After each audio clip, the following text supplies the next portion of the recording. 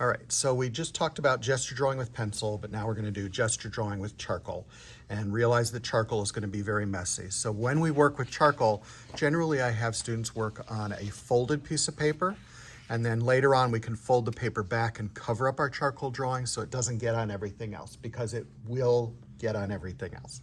So charcoal is essentially burnt wood. Okay, and you can have little pieces or you can have thick pieces. And the nice thing about charcoal is it gives you a really good line that's, super strong, and you can, fuzz it up a little bit with your hands and smear it, but you can see that it is going to get on your hands.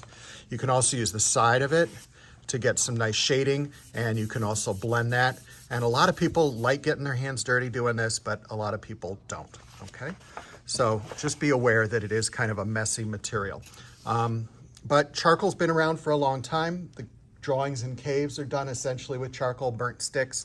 They last forever. It's archival. If you draw it on acid-free paper, it'll be there in 10,000 years. Okay, so it's just there forever.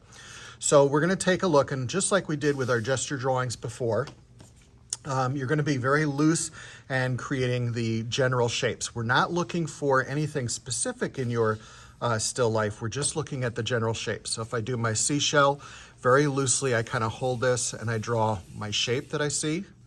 My airplane, I'm going to kind of get a triangular shape that kind of goes in the direction that I want it to go in.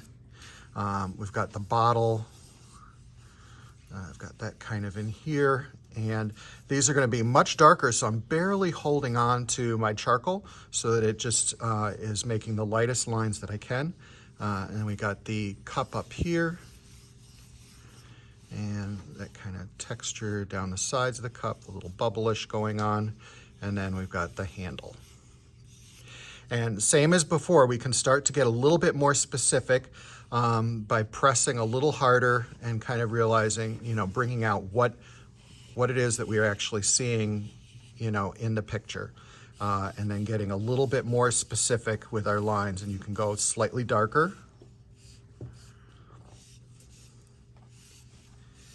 And we're drawing out our lines.